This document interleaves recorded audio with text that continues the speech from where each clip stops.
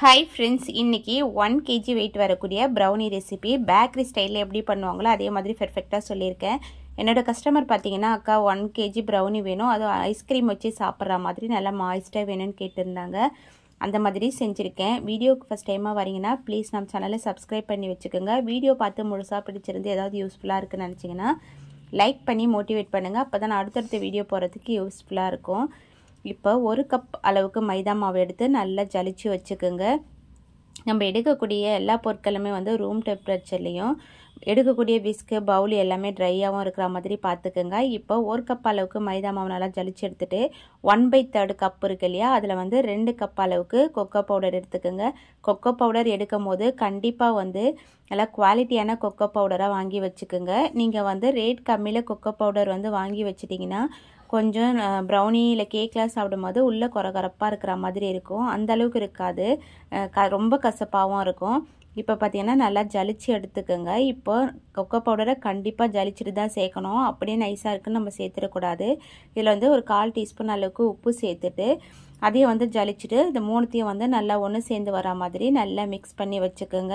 அப்போ தான் ப்ரௌனி பேட்டரில் சேர்க்கும் போது நல்லா பர்ஃபெக்டாக வரும். இல்லைனா மைதா மாவு தனியாக கொக்கோ பவுடர் தனியாக வந்து பிரிஞ்சிருக்கும்.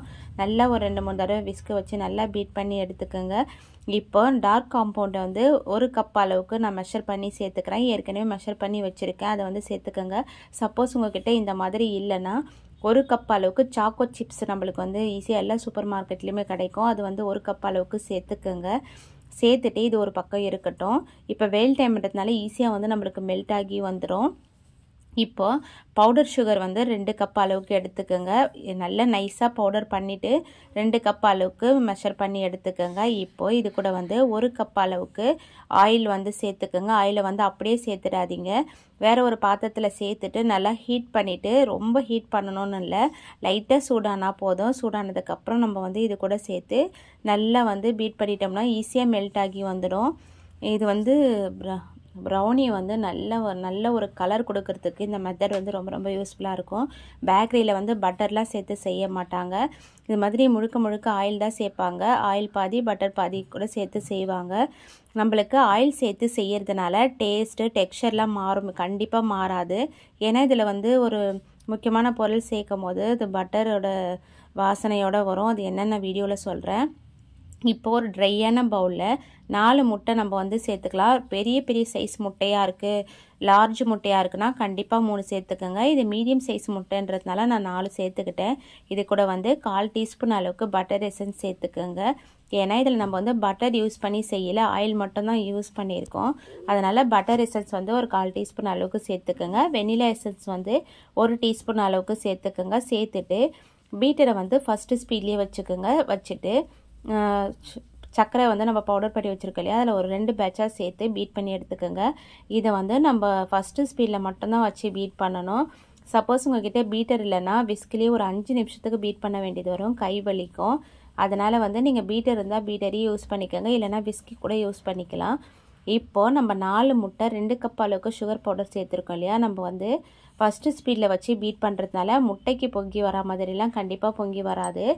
அதனால் பயப்படாமல் வந்து நம்ம பீட் பண்ணி எடுத்துக்கலாம். இந்த மாதிரி தான் இருக்கும். நம்ம லைட்டாக வந்து சக்கரை பவுடர் வந்து கரைஞ்சிடுச்சான்னு செக் பண்ணி பார்த்துக்கலாம். நல்லா ஸ்மூத்தாகவே இருக்குது. இப்போ வந்து நம்ம மெல்ட் பண்ணி வச்சுருக்கோம் இல்லையா சாக்லேட், அது வந்து இந்த ஸ்டேஜில் சேர்த்துட்டு கண்டிப்பாக உங்களுக்கு ப்ரௌனி வந்து பெர்ஃபெக்டாக வரணும், நல்லா ஃபஜ்ஜியாக மாய்ஸ்டாக சூப்பராக வரணும்னா கண்டிப்பாக இந்த மெத்தட் வந்து ரொம்ப இம்பார்ட்டன்ட், சீக்ரெட் டிப்ஸும் கூட. நீங்கள் இது கூட சேர்த்துட்டு பீட்டர் வச்சு நல்லா வந்து ஒரு 2-3 நிமிஷத்துக்கு வந்து நல்லா பீட் பண்ணி எடுத்துக்கோங்க. எந்த அளவுக்கு சாக்லேட் வந்து அந்த முட்டை கூட சேர்ந்து மேலே பார்க்கும்போது நல்லா ஷைனிங்காக இருக்கும், அந்த மாதிரி டெக்ஸ்சர் வர வரைக்கும் நல்லா பீட் பண்ணி எடுத்துக்கோங்க. இப்போ அந்த முட்டையோடு சேர்ந்து வர வரைக்கும் நல்லா பீட் பண்ணி எடுத்துக்கலாம். ப்ரௌனியில் நிறைய வெரைட்டி இருக்குது, ஃபஜ்ஜி, மாய்ஸ்ட்டு, சூவி, கேக்கி, அப்புறம் வந்து டார்க்கு, அது மாதிரி நிறைய இருக்குது. அப்புறம் ப்ரீமியம் வந்து ரொம்ப டேஸ்ட்டாக இருக்கும். உங்களுக்கு அந்த ரெசிப்பிலாம் நான் 1 by 1 போகிறேன். நிறைய வெரைட்டி இருக்குது ப்ரௌனியில். நம்ம எப்படி செய்கிறோன்னு பார்த்தீங்கன்னா, கஸ்டமர் நம்மக்கிட்ட எந்த மாதிரி கஸ்டமைஸ் பண்ணி ப்ரௌனி கேட்குறாங்களோ அந்த மாதிரி தான் நம்ம செஞ்சு கொடுக்க முடியும். ஏன்னா சில பேர் வந்து ரொம்ப லோ காஸ்ட்டில் கேட்பாங்க, சில பேர் சாக்லேட் அதிகமாக வேணான்னு கேட்பாங்க, சில பேர் பட்டர் வேணான்னு கேட்பாங்க. இந்த மாதிரிலாம் இருக்கும்போது நம்ம வந்து கஸ்டமைஸ் பண்ணி தர ப்ரௌனி வந்து பார்த்து நம்ம பர்ஃபெக்டாக செஞ்சு தரணும். நம்ம வீடியோவில் பார்த்தீங்கன்னாவே தெரியும், நான் கஸ்டமர் கேட்ட ப்ரௌனி ரெசிபி உங்களுக்கு யூஸ்ஃபுல்லாக இருக்கணுன்றதுக்காக தான் நிறைய ரெசிபி வந்து நான் போட்டிருக்கேன். நான் போட்டிருக்க வீடியோ எல்லாமே வந்து கஸ்டமருக்காக செஞ்சது, உங்களுக்கு ரொம்ப யூஸ்ஃபுல்லாக இருக்கணுன்றதுக்காக தான் போட்டிருக்கேன். இப்போ பார்த்தீங்கன்னா கொஞ்சம் கொஞ்சமாக வந்து நம்ம ஜலிச்சு வச்சுருக்கோம் இல்லையா கொக்கோ பவுடர், மைதா மாவு, அதை வந்து கொஞ்சம் கொஞ்சமாக சேர்த்து பீட் பண்ணிக்கலாம். ஃபஸ்ட்டு பீட் பண்ணும்போது கொஞ்சம் வந்து டைட்டாக இருக்க மாதிரி இருக்கும், அப்புறம் பீட் பண்ண கரெக்டாக இருக்கும். இந்த மாதிரி இருக்கணும். நம்ம 3 பேட்சாக வந்து சேர்த்து ஸ்லோ ஸ்பீடில் வச்சு பீட் பண்ணி எடுத்துக்கலாம். ரொம்ப ஸ்பீடாலாம் பீட் பண்ணணும்னு அவசியம் இல்லை. ப்ரௌனி வந்து யார் வேணாலும் எப்படி வேணாலும் செய்யலாம், பர்ஃபெக்டாக தான் வரும். நீங்கள் வந்து ஒரு பவுடர் இந்த ஜலிச்சு வச்சுருக்கு இல்லையா, அந்த பவுடர் சேர்த்துட்டு ஓவர் பீட் பண்ணிங்கன்னா மேலே நிறைய கிராக்ஸ் விழுந்துடும். அதனால் வந்து ஸ்லோவாகவே வந்து பீட் பண்ணி எடுத்துக்கோங்க. இப்போ பார்த்தீங்கன்னா நல்லா வந்து மிக்ஸ் பண்ணியாச்சு. ஏன்னா தான் நம்ம விஸ்கில் பீட் பண்ணியிருந்தாலும் ஸ்பேச்சுலா வச்சு லைட்டாக மிக்ஸ் பண்ணி கொடுத்துக்கோங்க. அடியில் வந்து மாவு கரையாமல் இருந்ததுன்னா பேக் ஆகும்போது கட்டி கட்டியாக இருக்கும். இப்போ வந்து இது வந்து 11 இன்ச் கேக் ட்ரே வந்து எடுத்திருக்கேன். இப்போ வந்து நம்ம ப்ரௌனி பேட்டரை பார்த்தீங்கன்னா தெரியும், இதை பீட் பண்ணும் போதே இதோட ஸ்மெல்லு வீடு முழுக்க இருக்கும். அதுவும் பேக் ஆகி வரும் போதே நம்மளுக்கு சாப்பிடணும் போல் இருக்கும். இப்போ வந்து ஒரு ஸ்பேச்சுலா வச்சுட்டு ஈவன் பண்ணி விட்டுட்டு ஒரு டூத் பிக்கை வச்சு ஹேர் பபிள்ஸ்லாம் எடுத்து விட்டுட்டு 2 தடவை டேப் பண்ணி எடுத்துகிட்டு ஓவனில் 180 டிகிரிக்கு 10 நிமிஷம் ப்ரீஹீட் பண்ணி வச்சுருக்கேன். ஆல்ரெடி 10 நிமிஷம் ப்ரீஹீட்டில் தான் இருக்குது. இப்போ ஒரு 30 நிமிஷத்தில் வந்து நான் செக் பண்ணி எடுக்கிறேன். ஏன்னா இது மாய்ஸ்டாக வேணுன்றதுனால ஓவர் பேக் பண்ணக்கூடாது. நம்மளுக்கு ஃபட்ஜே வேணும்னா இன்னும் ஒரு 5 நிமிஷம் கூட நம்ம பேக் பண்ணி எடுத்துக்கலாம். ஆனால் மாய்ஸ்டாக வேணுன்றதுனால நம்ம கரெக்ட் டைமுக்கு நம்ம வெளியே எடுத்துடணும். அப்போ தான் வந்து சாப்பிடும் போது மாய்ஸ்டாக இருக்கும். கண்டிப்பாக நீங்கள் ஐஸ்கிரீம் கூட ஒரு ப்ரௌனி வச்சு சாப்பிட்றீங்கன்னா இந்த ரெசிபியை ட்ரை பண்ணி பாருங்கள்.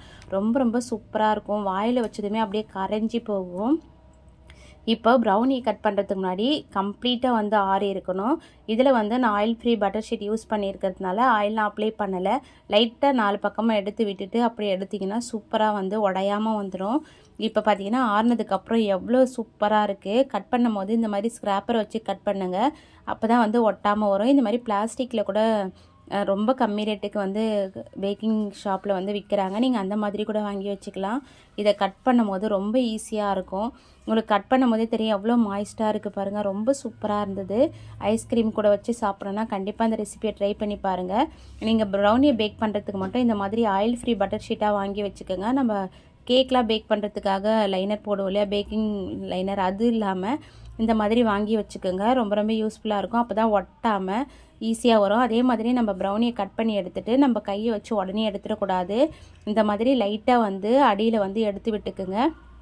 எடுத்து விட்டுட்டு எடுத்திங்கன்னா அந்த ஷீட்டில் பேக்கிங் ஷீட்டில் வந்து கொஞ்சம் கூட ஒரு ப்ரௌனி பீஸ் கூட ஒட்டாமல் வரும். அதே மாதிரி இது லாஸ்ட்டாக நான் வெயிட் போட்டு காட்டியிருக்கேன், ஒவ்வொரு பீஸு எந்த அளவுக்கு வெயிட் இருக்குன்னு. இது பார்த்திங்கன்னா கரெக்டாக பர்ஃபெக்டாக 1 kg வராது. இதுலேருந்து ஒரு 2-3 பீஸ் வந்து வெளியே எடுத்தோம்னா தான் 1 kg அளவுக்கு வரும். இப்போ வந்து நான் பேக் பண்ணி தரும் போது இதுலேருந்து 2 பீஸை மட்டும் நான் எடுத்துகிட்டு மீதி அப்படியே வந்து எக்ஸ்ட்ரா தான் பேக் பண்ணி கொடுத்துருந்தேன். 1 kgக்கு அதிகமாக தான். இப்போ பார்த்தீங்கன்னா வெயிட் போட்டு காட்டியிருக்கேன். ஒரு பீஸே வந்து 85 கிராம் அளவுக்கு இருந்தது. இந்த அளவுக்கு தான் இருந்தது. ஏன்னா இது கொஞ்சம் பெரிய பெரிய பீஸு. நீங்கள் சின்ன பீஸாக போடுறீங்கன்னா, மீடியம் பீஸாக போடுறீங்கன்னா ஒரு 20 பீஸ் அளவுக்கு ஈஸியாக வந்து கட் பண்ணி எடுக்கலாம். இந்த ப்ரௌனியை வந்து 1 kg வந்து 800 கொடுக்கலாம். ஏன்னா இதில் நம்ம ஆயில் யூஸ் பண்ணியிருக்கோம், சாக்லேட் கம்மியாக யூஸ் பண்ணியிருக்கோம். இந்த வீடியோ உங்களுக்கு பிடிச்சிருந்தா சப்ஸ்கிரைப் பண்ணுங்கள். பாய் ஃப்ரெண்ட்ஸ், தேங்க்ஸ் ஃபார் வாட்சிங்.